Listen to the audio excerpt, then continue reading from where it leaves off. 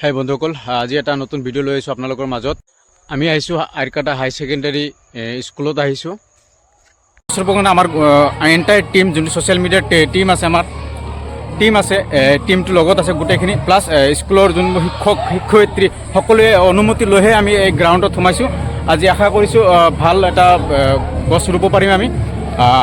সকলোৱে ছাপোৰ্ট কৰিব। আৰু বন্ধুসকলে এটা ৰিকুৱেষ্ট থাকিলে, আপোনালোকে প্লিজ এই ভিডিঅ'বোৰ, যিখিনি ভিডিঅ'বোৰ ছ'চিয়েল মিডিয়াত পাব, আপোনালোকে সকলোৱে এই ভিডিঅ'বোৰ শ্বেয়াৰ কৰিব, কাৰণ শ্বেয়াৰ কৰাটো দৰকাৰী। মানুহে জানিব লাগে যে আমি গছ ৰোৱাৰ কাৰণে উৎসাহিত। আমাৰ অসমত এনেকুৱা জেগা আছে, যোনটো জেগাত আমাৰ মহানগৰ নিচিনা জেগাত আমাৰ গছ কটা আৰম্ভ হৈছে, বা বহুত গছৰ লগত বহুত অত্যাচাৰ ষ্টাৰ্ট হৈছে। সেইটো ভাবি পেলাই আমি সমাজৰ এটা আগবঢ়াই ল'ব বিচাৰিছোঁ যে আমি যুৱক সন্থা মিলি না কোনো কাৰো পৰা আমি 1 টকা না ফাণ্ড লৈছোঁ, কোনোবাই আমাক ছাপোৰ্ট কৰিছে, স্পনচাৰ নাই, জিৰ' স্পনচাৰ। কিন্তু আমাৰ যিখিনি পকেট মানিৰ পৰা অকণমান টকা বাচাই পেলাই সেইখিনি টকাৰে আমি গছ ৰোপণৰ কাৰণে আমি সিদ্ধান্ত লৈছোঁ। আৰু এই সিদ্ধান্তটো আমাৰ চাগে আমাৰ সঠিক হ'ব ইনশাল্লাহ। আপোনালোকৰ যদি লগত থাকে, যদি সাথ দিয়ে, 100% শুদ্ধ হ'ব।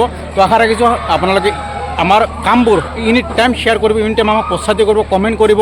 আৰু যদি কিবা ছাজেশ্যন দিব লগা থাকে 100% আপোনালোকে দিব পাৰে, ন' ডাউট। এইটো দেখা পাইছে মিণ্টাৰ ফাউণ্ডেশ্যনৰ মেম্বাৰবোৰে গছ ৰুই আছে অলৰেডি, চাব পাৰিছে। স্কুলৰ ষ্টাফো লগত আছে আমাৰ লগত। আপোনালোকক মই গ্ৰাউণ্ডটো দেখাবৰ কাৰণে চেষ্টা কৰিম। গ্ৰাউণ্ডটো যোনটো স্কুলৰ গ্ৰাউণ্ড আছে আমাৰ, এইটো গ্ৰাউণ্ড হয়। ইয়াতে আপোনাৰ ফুটবল মেটচ হয়, ডাঙৰ যোনটো আমাৰ টুৰ্ণামেণ্টছ হয়, ফুটবলৰ হয়, ক্ৰিকেটৰ হয়, এইটো ফিল্ডতে হয়। আগতে যোনটো দৃশ্য, প্ৰাকৃতিক দৃশ্য বহুতো সুন্দৰ, বহুতো ধুনীয়া, কাৰণ যিহেতু গাঁও অঞ্চল। চাওক, ট্ৰেক্টৰ চলি আছে, পথাৰ আছে ওচৰতে।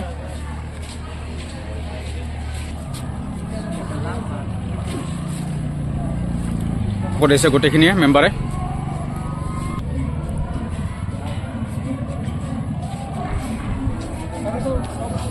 বলক, আমাৰ লগত ছাৰ আছে। আপুনি ছাৰেইতোন কাৰণে যিয়ে নহওক, ছাৰ আছে আমাৰ লগত। তেখেতে আমাক দেখাই দিব কোনখিনি জেগাত আমি গছ ৰুব লাগিব বা কেনেকৈ ৰুব লাগিব। চাই চিতি ৰখাৰ কাৰণে যত্ন কৰিব, কাৰণ দিনে দিনে দেখা পাইছে আমাৰ বায়ুমণ্ডলখন কিমান বেছি গৰম বা কিমান বেছি ৰ'দ দি আছে। কাৰণটো কি? কাৰণটো একমাত্ৰ হৈছে গছ। যদি আমাৰ মাজত যেনেকুৱা মানুহৰ ইম্পৰ্টেণ্ট আছে, মানুহ থাকিব লাগিব পৃথিৱীখনত, কিন্তু তেনেকুৱা এক ইম্পৰ্টেণ্ট আৰু এটা বস্তু, সেইটো হৈছে গছ-গছনি। গছ-গছনি নাথাকে, যদি প্ৰাকৃতিক দৃশ্য, যদি প্ৰাকৃতিক সৌন্দৰ্য নাথাকে আমাৰ, তে মানুহ কেতিয়াও জীয়াই নাথাকে এই পৃথিৱীখনত।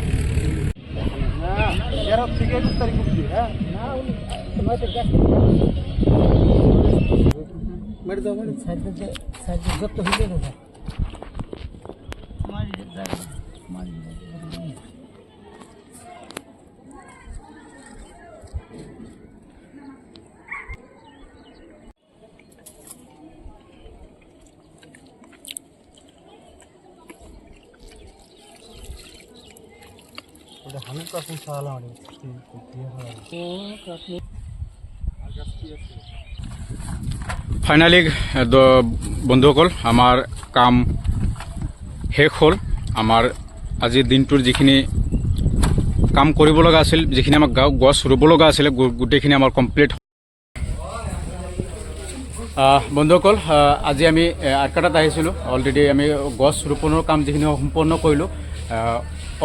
যিমান আমাৰ এই কলেজৰ টিচাৰ আছিলে, গোটেইখিনি সহযোগ কৰিলে। অলৰেডি আমি বহুত ছাকচেছফুলি ভালদৰে কামখিনি কৰা হ'ল। এতিয়া আমাৰ মাজত আছে মুখ্য নুৰ ইছলাম ছাৰ আমাৰ লগত আছে।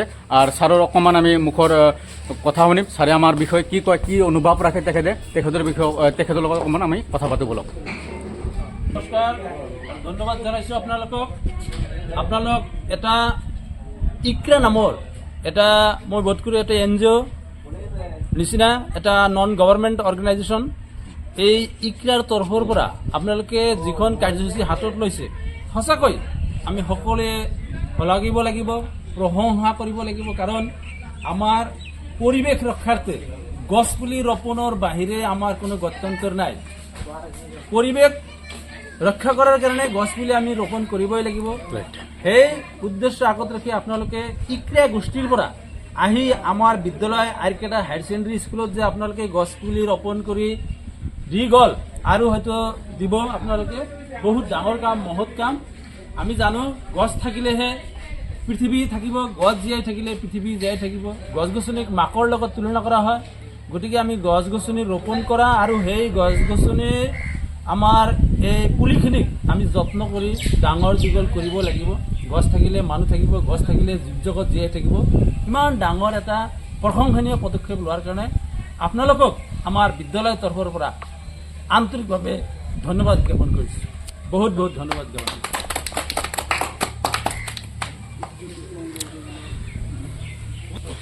Thank you so' much sir thank you so' much আপুনি আমাক ছাপোৰ্ট কৰিছে আৰু এনেদৰে সকলোৱে ছাপোৰ্ট কৰিব লাগে আমাক আৰু আমি এই ছাপোৰ্ট লৈ পেলাই আগুৱাই যাম যিমান দূৰ পাৰোঁ থেংক ইউ ছ' মাছ